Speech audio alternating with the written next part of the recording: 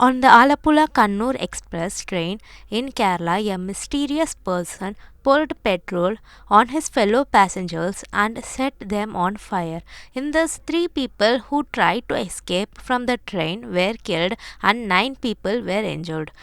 Police, Forensic Science Department and Railway Police are actively investigating in the incident. Meanwhile, the police have found a diary written in English and Hindi from the rail in the area where the incident took place. It has been reported that the police are investigating that it may have been left by a mysterious person, and the person who set the people on the train on fire may be from Uttar Pradesh.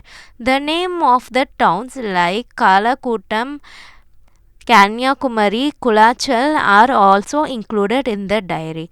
The NIA may join the investigation soon. The SIM card and mobile used by the suspect have also been found by the police officers, and the people whom the suspect had contacted is being traced upon by the cybercrime police.